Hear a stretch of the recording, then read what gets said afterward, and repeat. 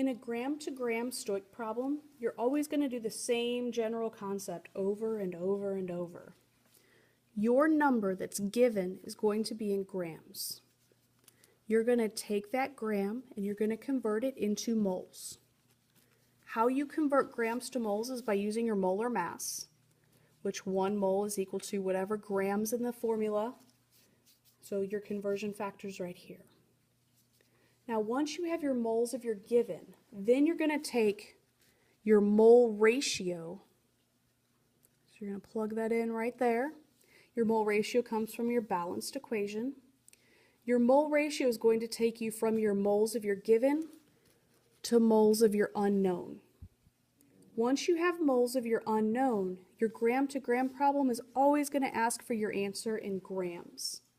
These are most similar to what a chemist is actually going to do in the lab, because we can go up to any balance and we can measure in grams, and then we can also measure our output in grams after you do a chemical reaction.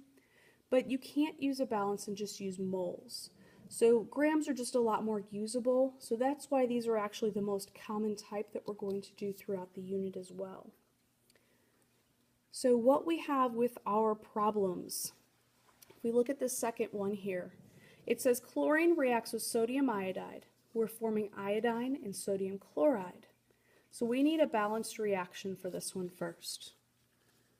So we have chlorine.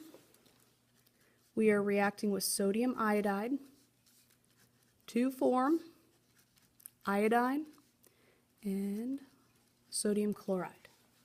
So once I have that, the next step would be to balance my reaction, because eventually I need that mole-to-mole ratio.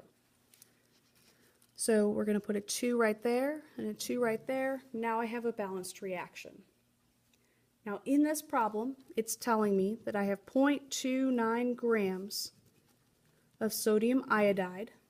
I want to know how many grams of sodium chloride are going to be produced. So my first step, I have to get rid of grams and go to moles.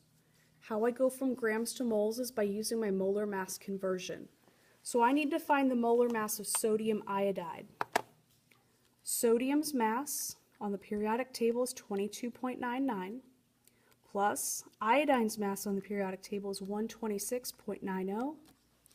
The molar mass of NaI, 149.89 grams. That's equal to 1 mole of sodium iodide. So what we did, we just changed grams into moles. Once I change my grams into moles, then I can use my mole-to-mole ratio to turn it from moles of sodium iodide into moles of sodium chloride. So that comes from my balanced reaction. My balanced reaction says that for every 2 moles of NaI, we have 2 moles of NaCl. So that got rid of my sodium iodide, turned it into sodium chloride. Now I have the right compound, but I don't have the right unit because the question's asking for grams. So again, I'm going to use this conversion factor, and I'm going to take my moles of sodium chloride and turn it into grams. My conversion factor says 1 mole of NaCl is equal to, we have to add it up, 22.99 plus 35.45 for chlorine, 58.44 grams of NaCl.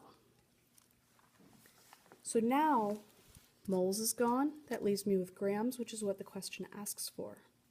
So now to get my answer, I take 0.29 times 1 times 2 times 58.44.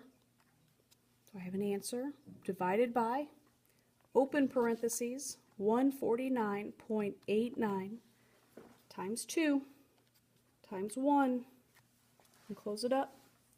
I started with 2 sig figs. I need to end with 2 sig figs. So 0.11 grams of sodium chloride should be my answer. Now to do another one, just to show you the process, we have, in the question it says determine the mass, so grams, of carbon dioxide produced when 0.85 grams of butane, which is the C4H10, reacts with oxygen according to the following equation. So I have my equation. I need to balance it out. I already know with my hydrogen here, because I have 10, I would have to put a 5 down here. I'm going to have to double it up, so I'm just going to do that automatically. So now I have 8 carbon, 20 hydrogen, 20 hydrogen. My oxygen, I have 16 and 10. That gives me 26, so this is going to be a 13. So we have my balanced equation from my mole ratios. Start with the grams that are given. 0.85 grams of C4H10. My first step, I need to get rid of grams and go to moles. How I go from grams to moles is by using my molar mass of the C4H10. So to find my molar mass, 12.01 is the mass of carbon times 4. And then I have 10 hydrogen. So my molar mass is 58.14 grams of the C4H10. That's the mass of 1 mole of C4H10. What we have now, grams is gone, leaves me with moles. Now I can go from moles of my given to moles of my unknown, which is carbon dioxide, because it says determine the mass. So I have 2 moles C4H10 for every 8 moles of CO2. So that got rid of the C4H10, leaves me with carbon dioxide. So now that I have moles, I need to turn my moles back into grams by finding the molar mass of this guy right here. So 12.01 is the mass of carbon. I have 2 oxygens, which each has a mass of 16. So the molar mass of CO2 is 44.01 grams.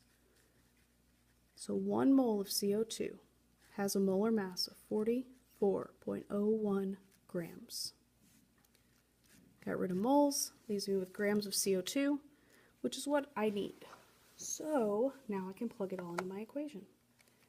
0.85 times 1 times 8 times 44.01. So we have an answer divided by, open parentheses, 58.44 times 2 times 1, close up my parentheses, hit equals. I started with 2 sig figs. My answer needs 2 sig figs. So I should have 2.6 grams of CO2 when it's all said and done. So with your gram to gram problem, you're going to be given grams, turn your grams into moles by using your molar mass. Then your mole to mole ratio will get you moles of your given to moles of your unknown. And then you'll have to turn your moles back into grams by using, again, your molar mass of your unknown compound.